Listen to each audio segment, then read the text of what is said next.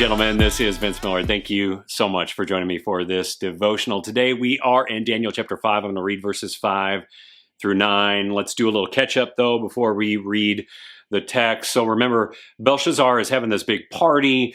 He's doing it to spite the Persians outside, but the party's about to go awry.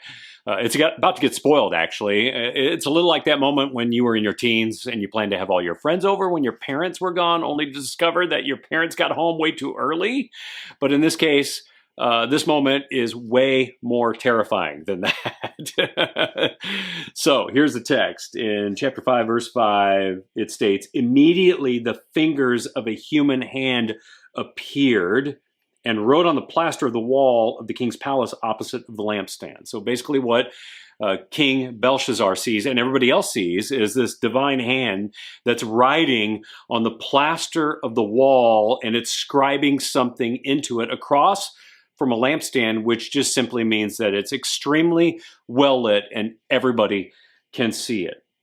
And the king saw the hand as it wrote. Then the king's color changed, so he physically changed, and his thoughts alarmed him. So there's something spinning around in his mind.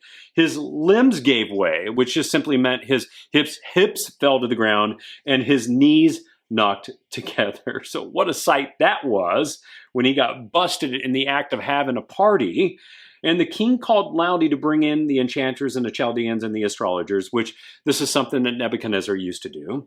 And the king declared to the wise men of Babylon, "Whoever reads this writing and shows me its interpretation shall be clothed with purple, so it will put on him the finest garb.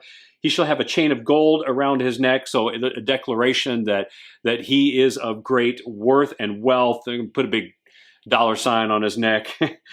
"And he shall be third ruler in the kingdom." In other words, king, queen, this man. All right? Then all the king's wise men came in, but they could not read the writing or make known to the king the interpretation. Then the king, Belshazzar, was greatly alarmed, and his color changed, and the lords were perplexed. So they are busted in the act. Guys, the party comes to an end. The music stops. The grills are shut off. Goblets fall to the ground.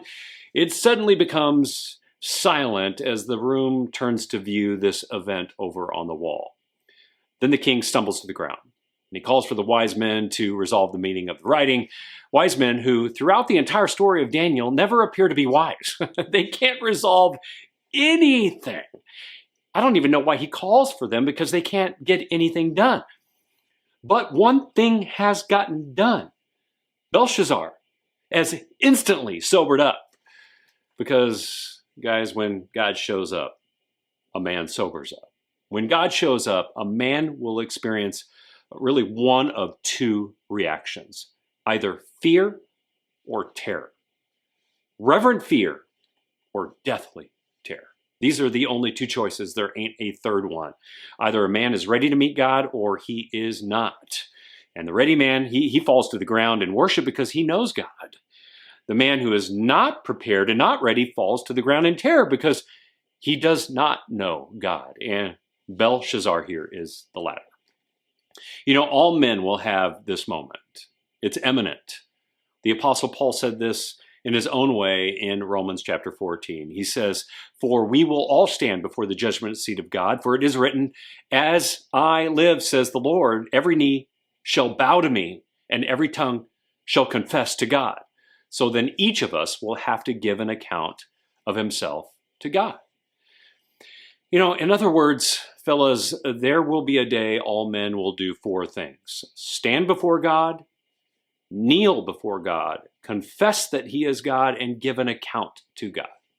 So the choice is pretty simple. We either confess that Jesus is Lord in this life so that he stands in our defense when giving our final account, or we don't acknowledge Jesus as Lord, and therefore we don't have an offense, and still we're going to stand, kneel, and confess Jesus is Lord, but do it too late and spend eternity in hell.